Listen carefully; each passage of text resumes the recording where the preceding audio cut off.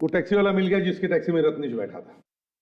मैं एक बात बोलूं? ना बोलूंगा तो तू चुप रहेगा? नहीं नहीं, चुप तो नहीं रहूंगा, लेकिन ये बात कान में बोलने वाली है। कान में? क्यों? आओ ना यार, एक मिनट। क्या है बताओ। बॉस, असली खूनी का पता चल गया है। क्या?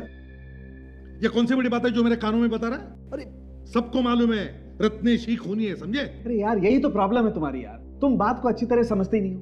रत्नेश ने खून नहीं किया है। क्या? सर वो कैसे? बॉस, इन दोनों का खून किसी आदमी या औरत ने नहीं चूसा है। किसने चूसा है सर? बॉस, खूनी वहां पर। सही है, देखो यही आदमी बैठा था तुम्हारी टैक्सी में? हाँ साहब, यही आदमी बैठा था मेरी टैक्सी में। यही था ना? हाँ सब पक्का याद है। इतने भारी भारी बैग ले रखे थे, डिग्गी में रखते वक्त मेरी कमर दुखने लगी थी। ऐसा क्या भारी सामान हो सकता है? तुमने पूछा नहीं उससे? पूछा था साहब, कहने लगा अपने काम से काम रख, तुझे क्या लेना देना है, इसमें क्या है क्या नहीं। साहब ऐसे लग रहा था जैसे शहर छोड़ के जा रहा हो। कहाँ छोड़ा तुमने उसे? पाम क्रेन रोड पर साहब। पाम क्रेन रोड पे? वहां पे क्यों छोड़ा था?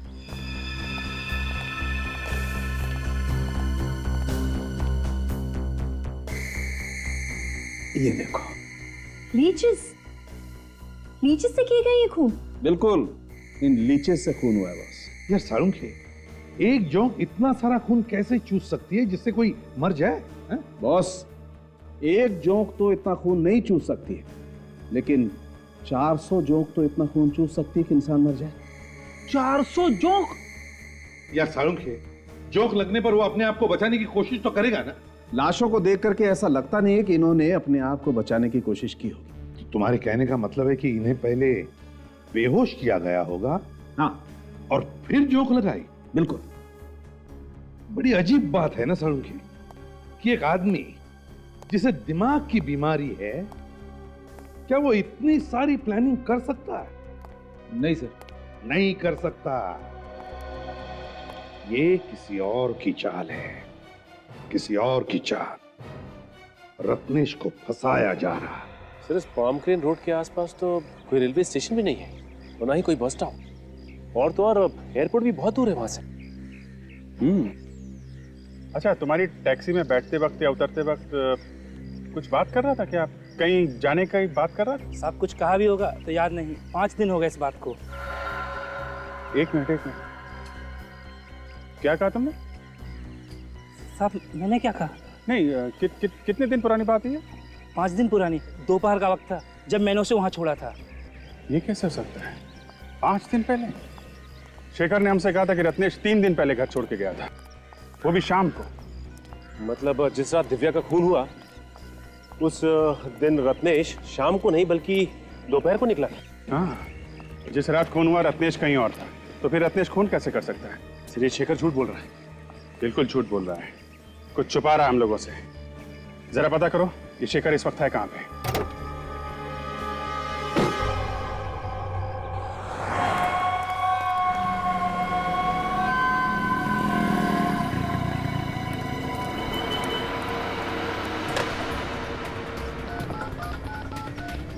हेलो,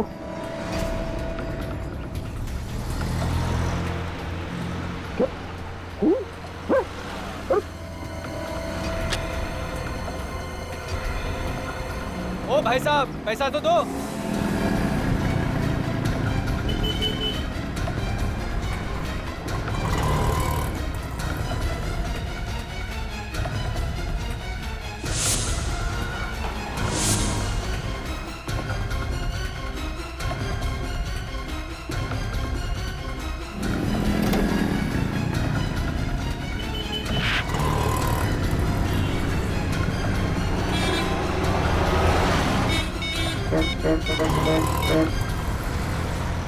हाँ सर, हाँ सर।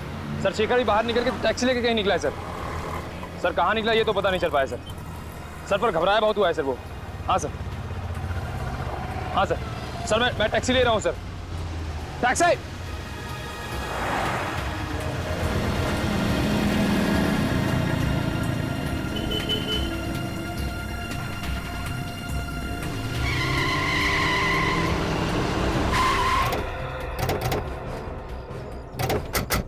अभी अभी उधर से एक आदमी भागते हुआ आया, तुमने देखा है उसे? नहीं सर, नहीं देखा। अरे क्या बात कर रहे हो? 5-5.5 फीट का आदमी था और तुमने देखा ही नहीं उसे? सॉरी सर, हमने नहीं देखा। कहाँ है शेखर? सर शेखर अंदर भागते हुआ आया, पर ये लोग कह रहे उसे देखा ही नहीं। देखा नहीं, ये कैसे हो सकता है? एक आदमी अंदर भागते हुए आया और तुम लोग किसी ने भी नहीं देखा?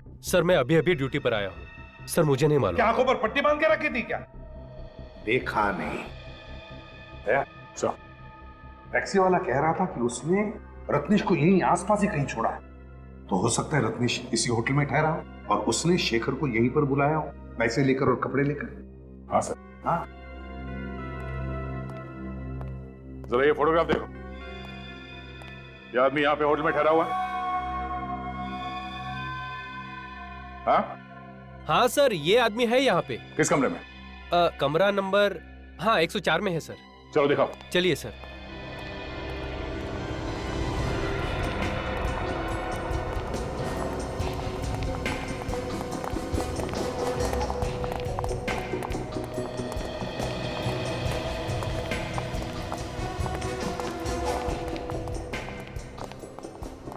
एक 104। हाँ सर, इसी कमरे में है सर। तुम यहीं पे रुको। Okay sir. ताने अंदर कोई है या नहीं सर? अगर बाहर जाता तो कोई तो देखता उसे। निखिल तुम यहीं पर रुको। हैं? देखो कहीं वो बाहर नहीं। दे, तोड़ दो दरवाजा। लौटिए प्लीज। अरे शेखर, शेखर क्या हुआ? हैं? क्या हुआ? माय गॉड, संभालो इसे। देख, देखो रत्नेश कहां पर छुप के बैठा है क्या? हाँ चल।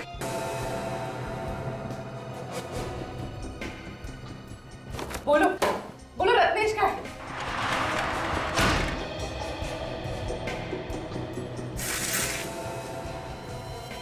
Oh my God! सर, आना सर, यहाँ आइए। शेखर, शेखर तुम्हें मारा किसने? किसने मारा तुम्हें? आधा क्या हुआ? सर यहाँ रत्नेश तो नहीं है। ये देखिए।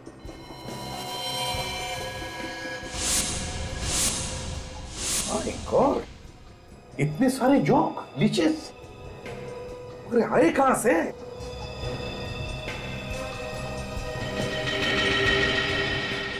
Ice box.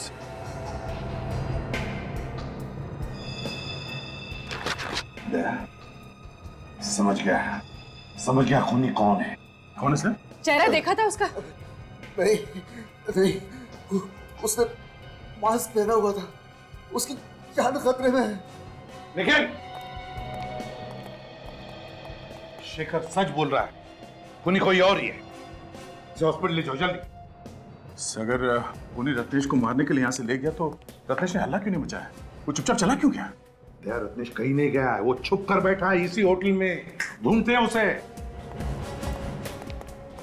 यहाँ पे ऐसे कोई जगह है यहाँ पर कोई जाता नहीं? हाँ सर, वहाँ पे एक बेसमेंट है, वहाँ पर कोई आता जाता नहीं है सर। चलो जल्दी आइए सर।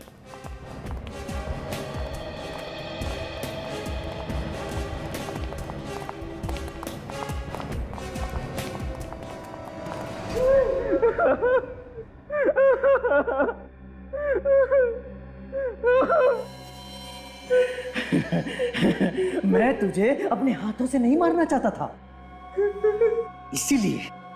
इसीलिए मैं प्लानिंग करके तुझे फंसाता था, ताकि तू जेल जाए और कानून तुझे फांसी के तख्ते पर लटका दे। कोई नहीं है ना रूम में? सर अभी तो कमरा खाली पड़ा हुआ है। खूनी ने रत्नेश को उसी कमरे में छुपा के रखा होगा। अफसोस के तेरी मौत मेरे ही हाथों लिखी है। मुझे छोड़ दो। किसी से नहीं कहूंगा। मैं दूर चला जाऊंगा, हमेशा के लिए मुंह नहीं दिखाऊंगा। तेरा मुंह तो मैं बंद करूंगा हमेशा हमेशा के लिए। लोग तो तुझे ही खूनी समझते हैं ना। तेरी मौत के बाद अब ये शक यकीन में बदल जाएगा। उन्हें तो यही लगेगा कि इतनी सारी मौत का भार तू झेल नहीं पाया, इसलिए आत्महत्या कर ली।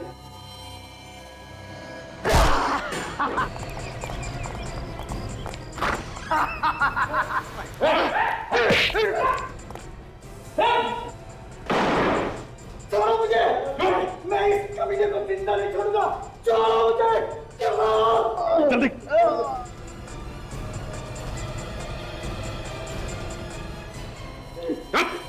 दया, जानना चाहते हो ना कौन है ये किलर? मास्क उतारो और देखो।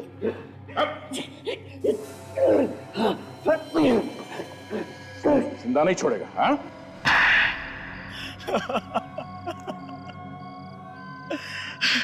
क्यों मारा तुमने इतने लोगों को? क्या बिगाड़ा था उन्होंने तुम्हारा? सर, किसी ने मेरा कुछ नहीं बिगाड़ा था, बस रत्नेश को फंसाने के लिए मैंने ये सारे खून किए। रत्नेश को क्यों फंसाना चाहते थे तुम? क्योंकि सर, रत्नेश मेरा सौतेला भाई है। मेरी माँ के मर जाने के बाद मेरे पापा ने दूसरी शादी कर ली। फिर रत्नेश और मेरे बीच में बचपन से ही झगड़े होते थे, मारामारी भी होती थी सर। इसके चलते पापा ने मुझे अपने आप से अलग कर दिया और मेरे चाचा के पास मुझे भेज दिया। चाचा को कोई औलाद नहीं थी, इसलिए चाचा ने मुझे गोद ले लिया। इसी की वजह से मुझे अपने पापा का प्यार कभी नहीं मिला। इसीलिए मैंने उसी दिन ठान लिया कि इसका बदला मैं जरूर लूंगा।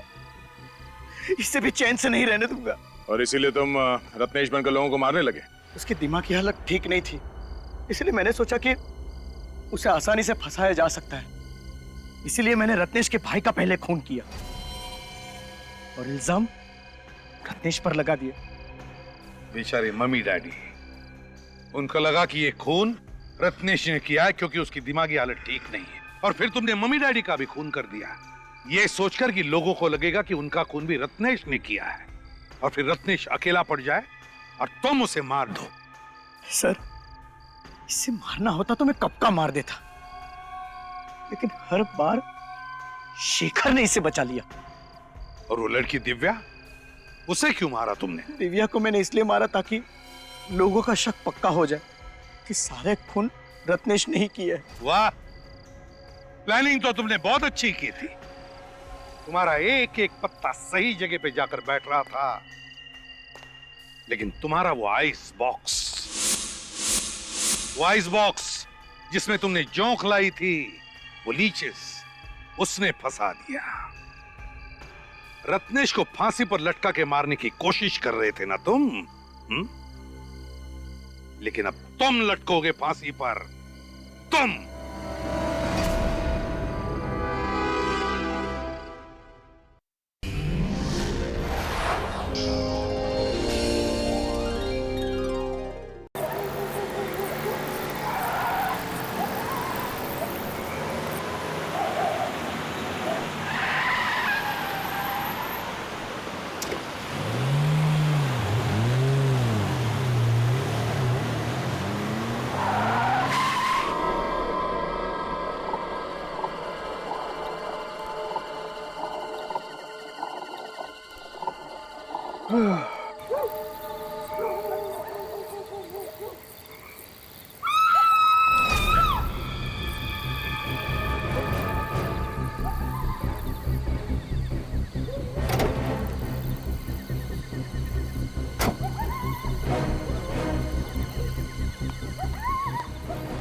कौन चीखा? चीख तो लड़की की है।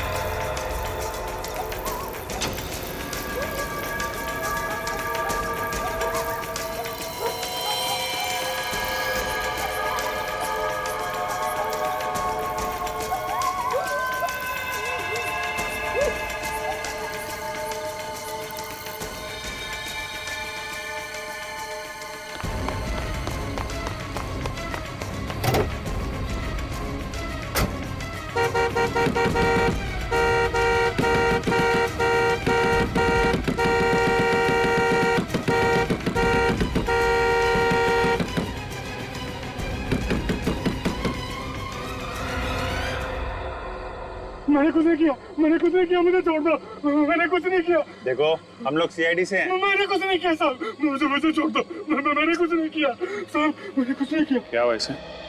साहब 2 घंटे से हारना बजा रहे हैं। लाश कहाँ है? उस तरफ है साहब। देखो जी। निखिल, ये काफी डरा हुआ है, होश में लाओ इसे, ठीक हो जाएगा तो बातचीत करेंगे। कहाँ पे? सर उधर।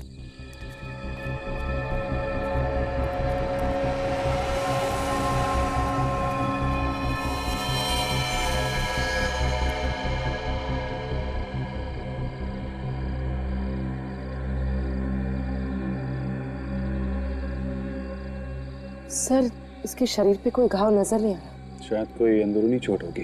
ये गला चेक करो, गला घुटने का निशान है। सर इससे गले पे तो कोई निशान नहीं है, लेकिन इसका शरीर पीला पड़ गया। इसे लग रहा है जैसे बॉडी से सारा खून निकल गया।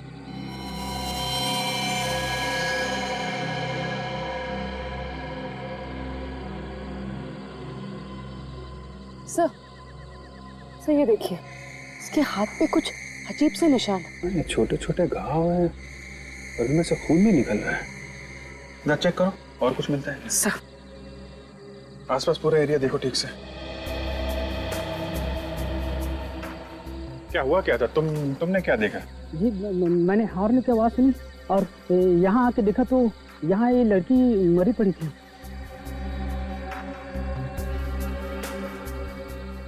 लड़की की चीख नहीं सुनी तुमने? नहीं साहब। हॉर्न की आवाज सुनी और लड़की की चीख नहीं सुनी। लड़की कहीं और मरी है क्या?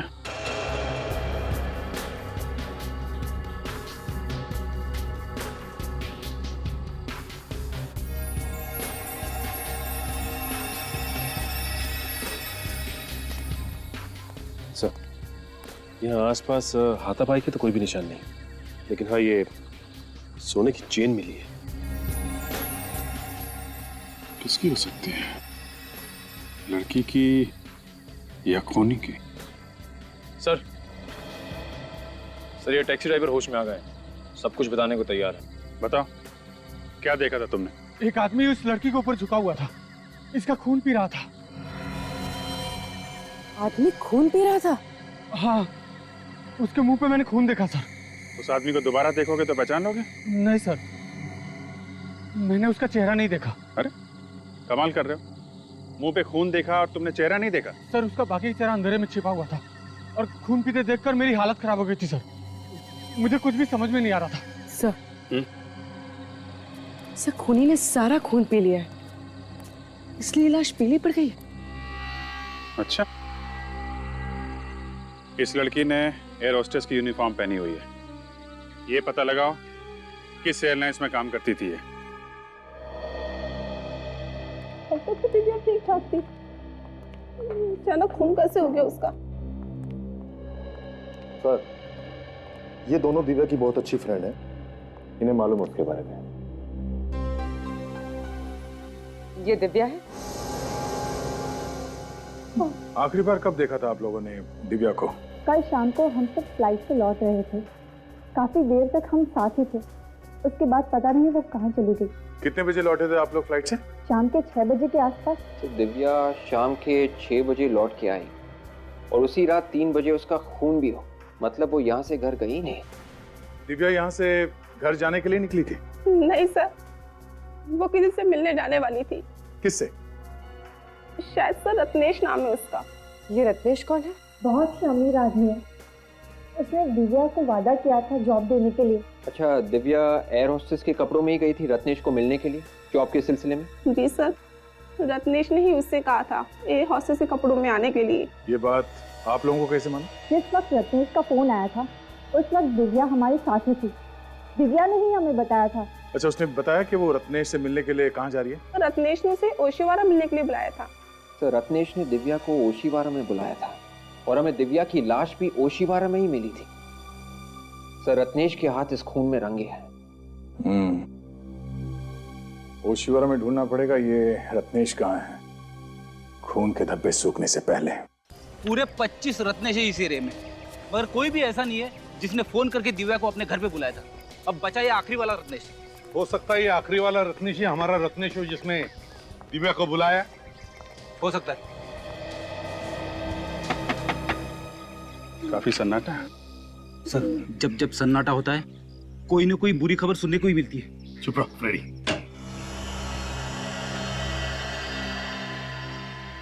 बोलिए साहब, किससे मिलना है?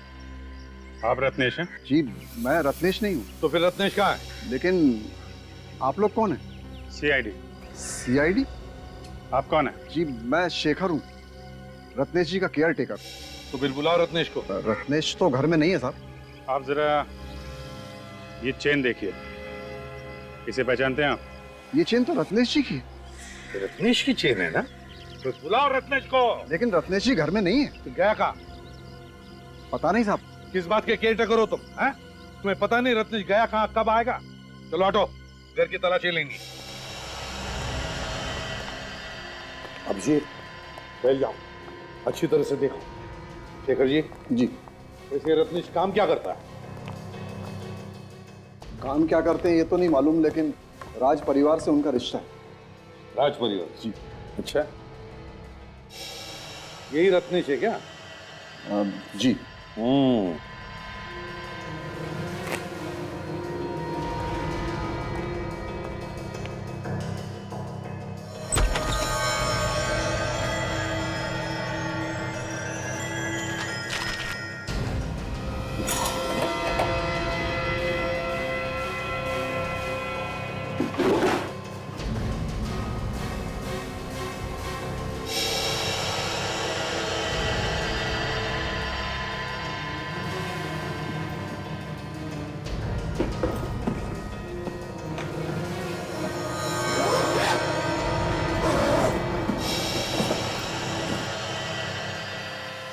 किसका बैग है ये? अरे साहब ये क्या कर रहे हैं आप? मैंने पूछा बैग किसका है? रत्नेश का है? जी शायद। देखो, चुप रहने से काम नहीं चलेगा, नहीं तो फंस जाओगे। किसका बैग है? जी मेरा है। अच्छा,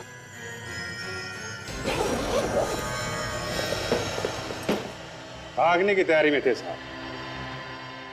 भागने की तैयारी में थे? हैं? रत्नेश घर पर नहीं है तो फरार होने की सोच रहे थे? बताओ कहाँ जाने वाले थे? जल्दी बताओ। अगर चुप रहोगे तो इसका एक ही मतलब है कि तुम रत्नेश के साथ गुनाह में शामिल हो। बताओ। लेकिन साहब मैंने कोई गुनाह किया ही नहीं। अच्छा,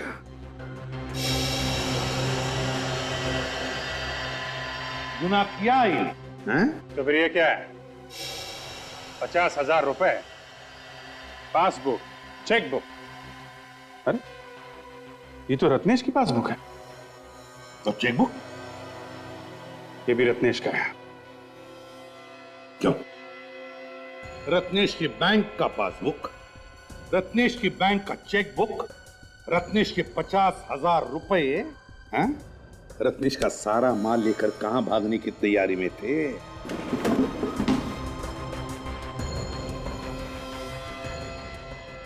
फ्रिज के अंदर कपड़े? सर इसमें तो खून लगा हुआ है। हाँ सर, बेडशीट और शर्ट मिली है, दोनों फ्रीज में छुपा के रखे हुए थे और इन पे खून लगा हुआ है। किसके कपड़े ये? किसके कपड़े? जी मुझे नहीं मालूम। केयर टेकर साहब कैसे आदमी कुछ समझ में नहीं आ रहा है। मालिक का पैसा लेके भाग रहे थे, घर में खून से सने कपड़े हैं और इनको कुछ पता नहीं है। किसकी शर्ट है? रत्नेश की शर्ट है। किसकी शर्ट है ये? किसके कपड़े हैं? दिव्या का खून हुआ यहां पर। अच्छा, बहुत बड़ा शौक लगा है तुम्हारा। मुंह तो हम ब्यूरो में खोलेंगे। जब ये लाश आप लोगों को मिली, इस लड़की का मुंह ऊपर की तरफ था या नीचे की तरफ था? सारा रिपोर्ट देना पड़ेगा। अब पूछेगा एसीपी कहां पे खड़ा था। मैं कुछ पूछ रहा हूँ आप लोगों से, इस लड़की का मुंह ऊपर की तरफ था या नीचे की तरफ था? सचिन बताओ। सर लड़की का मुंह तो ऊपर की तरफ। मगर आप ये इस लड़की की लाश को अच्छी तरह से देखो, समझो और फिर बोलो। वैसे सालुंके साहब, लाश के बादशाह तो आप हैं। अब लाश के बारे में तो आप भी समझते हैं अच्छी तरह से। बस हो गया, हाँ? बादशाह कह दिया और अपने हाथ झाड़ लिए।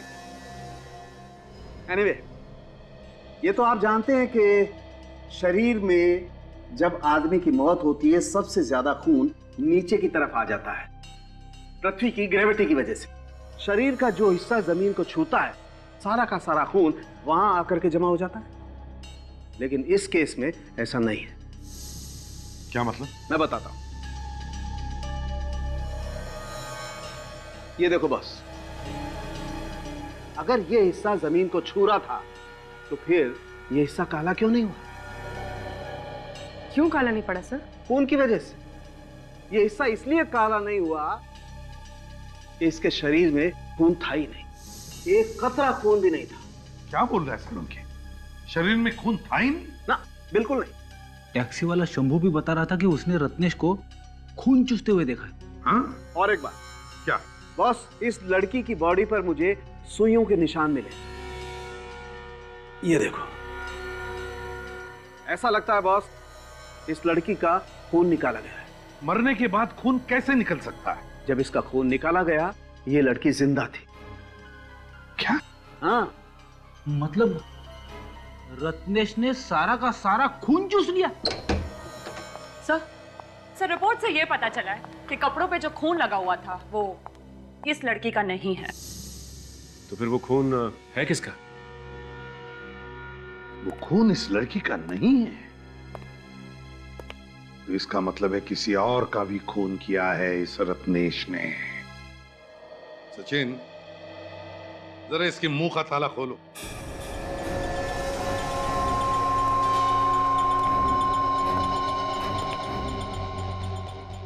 बताता है या नहीं? हाँ? क्यों? बताओगे ना? बताओ। इस लड़की के अलावा रत्नेश ने और किस किस का खून किया है? मैं सच कह रहा हूं सर, मुझे कुछ नहीं पता। तुम रत्नेश के केयरटेकर हो तो रत्नेश क्या करता है, कहां जाता है, सब कुछ मालूम है तुम्हें, आया ना? तो फिर बताओ, क्या ये लड़की कभी रत्नेश से मिलने आई थी? सर मैं कह रहा हूं ना, वाकई मुझे कुछ नहीं मालूम। फिर ये भी रत्नेश से मिला हुआ है और इन दोनों ने मिलकर खून चूसा है। ये झूठ है। ये कोई झूठ वूठ नहीं। तुम्हारे घर से हमें खून से सने हुए कपड़े मिले और तुम कह रहे हो तुम्हें कुछ नहीं मालूम है? बताओ कहाँ है रत्नेश? सर वो खून वाले कपड़े देखकर तो मुझे भी झटका लगा। चुपके से किसी ने लाकर रख दिए, कहां से आए पता ही नहीं है। झूठ बोल रहे हो तुम। हो सकता है रत्नेश गायब नहीं हो, मर चुका हो और तुमने उसके कपड़े छुपा दिए हो। रत्नेश का खून तुमने किया रत्नेश का खून। उसके पैसे, उसके बैंक के पासबुक, चेकबुक सब लेकर भाग रहे थे तुम। मैंने रत्नेश को नहीं मारा, वो जिंदा है। क्या? वो जिंदा है? तो फिर है कहां वो? कहां है ये नहीं मालूम। घर से कब निकला था रत्नेश? कल शाम को। कितने बजे?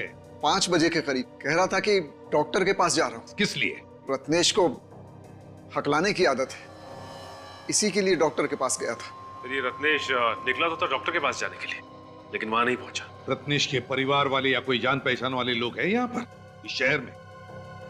रत्नेश के एक चाचा है, धर्म जी, इसी शहर में रहते हैं। रत्नेश के परिवार से उनके बहुत अच्छे संबंध हैं। तो ये रत्नेश जरूर इस धर्म चाचा से मिलने की कोशिश करेगा। शेखर जी, धर्म जी का एड्रेस चाहिए हमें। ये शेखर बड़ा शातिर है, टुकड़ों टुकड़ों में कहानी बता रहा है हमको। कौन है आप लोग और अंदर कैसे आ गए? रत्नेश क्या लगता है तुम्हारा? जी मेरे चाचा का लड़का है, लेकिन आप लोग कौन है? आखिरी बार कब मिले थे? आप लोग हैं कौन बताएंगे? CID। अच्छा सर, तो ऐसा बोलिए ना सर। सर अभी कुछ ही दिन पहले मिला था, पर बात क्या है सर? खून हो गया है, खून। खून? या खून, और उसी सिलसिले में हम रत्नेश को ढूंढ रहे हैं। कहाँ है वो? अरे पिताजी, ये लोग सीआईडी से हैं और रत्नेश के बारे में पूछ रहे हैं। सर ऐसे आदमी के बारे में क्या कह सकते हैं? कहाँ मिलेगा कहाँ नहीं। ऐसा आदमी मतलब? सर वो बचपन से ही बहुत खतरनाक है। मतलब किसी की जान लेना उसके लिए आम बात है। क्यों? किसका खून किया है क्या उसने पहले? हाँ सर, पहले भी खून किया है। किसका खून किया है? अपने छोटे भाई का, और तब से फरार है, इसलिए उसे पुलिस पकड़ नहीं पाई है। अपने छोटे भाई का? कब? अभी कुछ 6 महीने पहले। लेकिन क्यों किया खून? सर क्यों खून किया ये तो पता नहीं। उसके डैडी ने किसी को बताया भी नहीं, और उसके बाद वो अपना शहर छोड़ के यहाँ चला आया। अपना शहर छोड़ के यहाँ पे क्यों? किस लिए आए थे आप? बोल रहे थे रत्नेश का मेडिकल चेकअप कराना है। किस बीमारी का इलाज करवाना? जी, रत्नेश हकलाता था और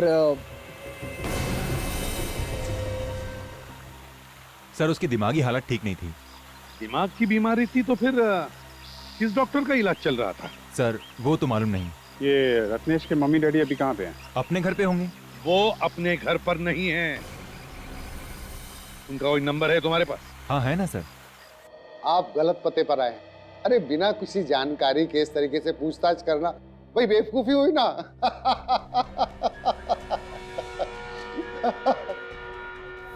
अब की बार हंसने से पहले 10 बार सोच लेना, समझा? लेकिन सर मैं किसी रत्नेश को नहीं जानता। ये नंबर तुम्हारा है जो सर्कल किया गया? हाँ सर ये नंबर मेरे ही है, लेकिन आपके पास कैसे है? आ गया। जिन जिन के नंबर्स है ये, उन लोगों ने रत्नेश को फोन किया था या रत्नेश ने उनको? दिन में 10-10 बार फोन किया जाता था इस नंबर से रत्नेश को, और तुम कहते हो कि तुम रत्नेश को नहीं जानते? हाँ? इस रत्नेश ने खून किया है, समझे? अब जो कुछ भी मालूम है रत्नेश के बारे में जल्दी बताओ। रत्नेश ने फिर से खून कर दिया। फिर से का क्या मतलब? पहले भी खून किया था इसने? सर उसको मेंटल प्रॉब्लम है, उसका दिमाग खराब है सर। बस वो यहाँ पे आया था ना तुम्हारे पास चेकअप करवाने के लिए? नहीं सर, मेरे पास नहीं आया था सर, मैं सच कह रहा हूँ। इसका मतलब उसने शेखर से झूठ बोला? डॉक्टर साहब आपने कहा कि उसे दिमाग की बीमारी है। जी। क्या एग्जैक्टली क्या बीमारी है उसे? सर उसे खून देख के ही उसका मानसिक संतुलन बिगड़ जाता है, वायलेंट हो जाता है, कंट्रोल के बाहर हो जाता है। इसी के चलते उसने अपने भाई को मार दिया 6 महीने पहले। भाई को मार दिया? कैसे? रत्नेश और उसका भाई शिप पर गए थे और फिर किसी ने कमरे में झांक कर देखा तो उसका भाई मरा पड़ा था। और रत्नेश कहाँ था उस वक्त? भाई की लाश के पास, और उसके मुंह पर खून लगा हुआ था। लाश को देख के ऐसा लग रहा था जैसे उसमें सुइयां चुभ हुई हो और रत्नेश ने उसका खून चूसा हो। सर अजीब पागलपन है, एक आदमी दूसरे आदमी का खून पी रहा है। तो इस पागलपन को रोकना पड़ेगा।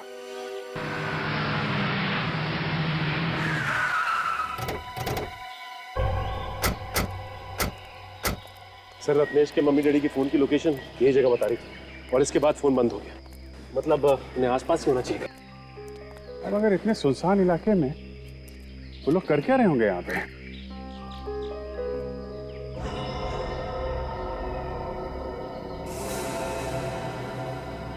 सब इतना यहाँ इकट्ठा करके रखा है एक साथ, कुछ गड़बड़ है।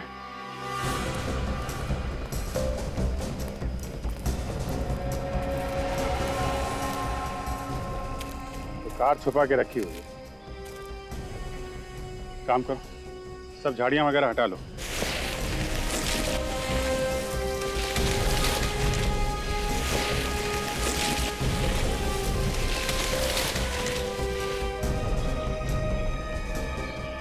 My God.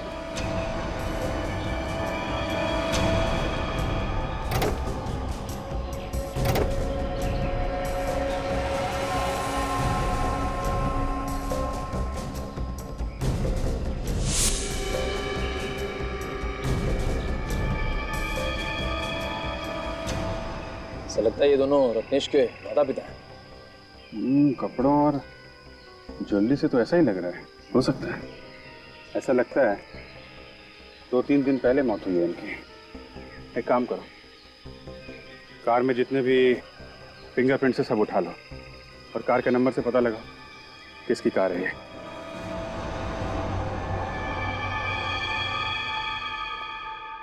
बॉस इन दोनों के शरीर में भी वैसे ही सुइयां चुभाई गई हैं जैसे कि दिव्या के शरीर में चुभाई गई। और सर, ये बेडशीट पे और शर्ट पे जो खून लगा हुआ है वो इन लोगों का है। मतलब सर, इस रत्नेश ने अपनी दिमागी बीमारी के चक्कर में अपने माँ बाप का खून कर दिया। और इन दोनों का भी वैसे ही खून चूसा गया है जैसे दिव्या का खून चूसा गया। ये तुम क्या बोल रहा है सालुंखी? क्या बोल रहे हो तुम? क्या बोल रहा हूँ मैं? भाई मुझे डेड बॉडी जो बता रही है वही बोल रहा हूँ मैं। सचिन ने कहा कि रत्नेश ने अपने माँ बाप का खून किया। अब तुम कह रहे हो कि रत्नेश ने अपने माँ बाप का खून चूस लिया? हाँ यार, सुनकर घिन आती है। ये कैसे हो सकता है? अरे नहीं यार सालुंखी, कोई अपने माँ बाप का खून चूस सकता है? अपने माँ बाप का? देखो बॉस, तुम मुझसे ज्यादा एक्सपीरियंस्ड हो। तुम्हें मालूम है कई बार खूनी के दिमाग में कैसे कैसे फितूर होते हैं, कैसे कैसे कीड़े कुल बुलाते हैं उनके दिमाग में, मालूम है तुम्हें ना? फिर भी सालुंखी ऐसे नहीं हो सकता, नहीं हो सकता ऐसे। एक काम करो, इस शेखर को फिर से ब्यूरो लेकर आओ, गर्दन पकड़ते उसकी, पता चलेगा ये रत्नेश है कहां पर। सर, ये क्या हो सकता है? ये तो चेक करना पड़ेगा, चेक करने से ही पता चलेगा क्या है। सर, मैंने तो आज तक नहीं सुना कि कोई आदमी अपने माँ बाप का खून चूस ले। सचिन, अगर इंसान की दिमागी हालत ठीक नहीं हो तो वो कुछ भी कर सकता है। उसे अच्छे बुरे की पहचान ही नहीं रहती। सर, ये रहा शेखर। शेखर बाबू, रत्नेश के माता पिता के बारे में तुम जानते थे ना? जानते थे या नहीं? जी सर। तो फिर पहले क्यों नहीं बताया? सर, मैं इतना डर गया था कि मैंने आप लोगों को क्या बताया क्या नहीं बताया मुझे याद नहीं है सर। उसने अपने माँ बाप का खून कर दिया है, समझे? माँ बाप का खून कर दिया? हाँ, माँ बाप का खून कर दिया। रब जाके कहीं छुप के बैठा और उसकी कोई ना कोई तो मदद कर रहा है। और तुम जानते हो कौन मदद कर रहा है रत्नेश की? तो बताओ, बताओ। नहीं सर, मुझे कुछ मालूम नहीं सर। अच्छा, सिल्वर रंग की रिवेरा गाड़ी OHY 3765 रत्नेश की है ना? जी सर, लेकिन वो तो उनके माँ बाप के नाम पर। और भी कोई गाड़ी है उसकी? नहीं सर। नहीं सर, कुछ नहीं मालूम तुम्हें। ले जाओ इसे फ्रेडी, दूसरे कमरे में ले जाओ। चलो। सचिन, अगर रत्नेश के पास सिर्फ एक ही गाड़ी थी और उस गाड़ी में उसने अपने माता पिता को मारकर उनकी बॉडी डाल दी, तो फिर वो किसी दूसरी गाड़ी से भागा होगा ना, किसी टैक्सी वैक्सी से। एक काम करो, उसके फोटोज के 100-150 कॉपीज बनवाओ और सारे टैक्सी वालों को दे दो और उनसे कहो कि अगर किसी ने इसे देखा है या किसी की टैक्सी में ये बैठा है तो तुरंत हमें इन्फॉर्म करें। हैं? आगे। सर, जब से रत्नेश भागा है तब से उसका मोबाइल फोन बंद है। ये रत्नेश के फोन रिकॉर्ड्स है ना विवेक? Yes sir. इसमें जितने भी फोन नंबर्स हैं उसमें दिव्या का फोन नंबर है? नहीं सर, रत्नेश के रिकॉर्ड्स में दिव्या का नंबर है ही नहीं। उसने दिव्या को फोन किया ही नहीं। ये कैसे हो सकता है? दिव्या के दोस्तों ने तो बताया कि उसने दिव्या को फोन किया था फोन उसने दिव्या को। सर, हो सकता है उसने किसी और से फोन करवाया हो। सचिन, काम करो, दिव्या के फोन रिकॉर्ड चेक करो, देखो उस दिन शाम को कहां कहां से फोन आए थे दिव्या को। सर, उस दिन शाम को दिव्या को 12 लोगों ने फोन किया था, जिसमें से उसने सिर्फ 3 लोगों के फोन उठाए। 3 लोगों के? सिर्फ इन 3 लोगों के फोन उठाए दिव्या ने? तो फिर पता लगाओ ये 3 लोग है कौन? 12827 नंबर तुम्हारा है? हाँ, मेरा ही है, पर तुम कौन हो? CID से। घबराओ नहीं, बस इतना बताओ कि दिव्या को जानती हो? हाँ सर, जानती हूँ, मालकिन है मेरी। अच्छा, कल शाम को तुमने दिव्या को 6 बजे फोन किया था क्या? फोन तो रोज ही करना पड़ता है उन्हें। क्यों? ये पूछने के लिए कि शाम को घर आ रही है कि नहीं, खाना बनाना पड़ता है मुझे। ठीक है, आप जा सकती हैं। अरे सुनो भाई साहब। हाँ सर, फोन किया था मैंने दिव्या जी को। क्यों, क्या काम? सर, मेरा काम इंश्योरेंस का है। मैं लोगों को फोन करके पॉलिसी के बारे में बताता हूँ। पॉलिसी के लिए ही फोन किया था मैंने। ओह, तो तुमने मिलने के लिए फोन करके बुलाया था उसे? हाँ जी, बुलाया था, पर वो मिलने आई नहीं। समीर। हाँ जी बोलिए। A127292738 आप ही का नंबर है।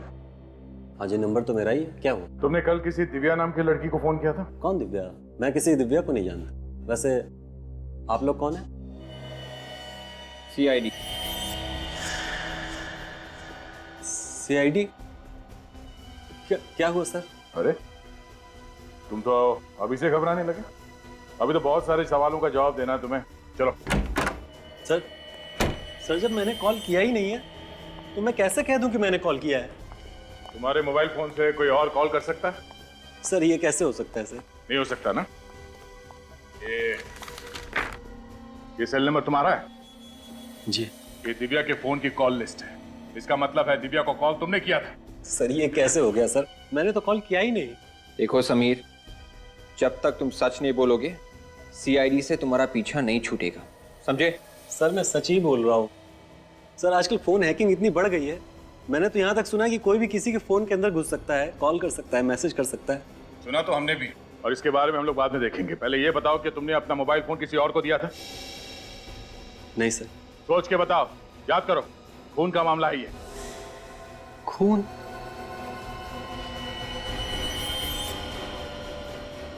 हाँ सर याद आया, कल मैं ओशिवारा में ही था। ओशिवारा में? शाम को 6 बजे के आसपास? हाँ सर, और सर वहाँ एक आदमी भी था। सर उसकी मोबाइल की बैटरी चली गई थी और उसने मेरा मोबाइल मंगा था सर कॉल करने के लिए। अभी अभी सोचिए ये कहानी ना। सर मैं सच बोल रहा हूँ सर। कौन था वो आदमी? उस आदमी को नहीं जानते? नहीं। और बिना जान पहचान के तुमने अपना मोबाइल फोन उसे दे दिया? हाँ? सर मुझे लगा कि उस बेचारे को कोई जरूरी कॉल करना होगा। क्या वो आदमी यही था? कुछ कह नहीं सकता सर, शाम का वक्त था और अंधेरा हो चुका था, मैं ठीक से देख नहीं पाया। कुछ तो याद होगा उसके बारे में।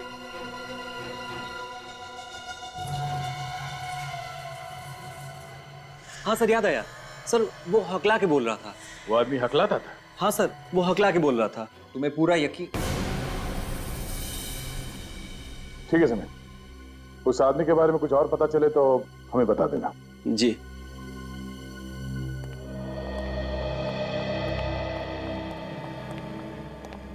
सर हमें उसे ऐसे ही समीर के ऊपर नजर रखना, तुम्हारे सारे सवालों के जवाब मिल जाएंगे।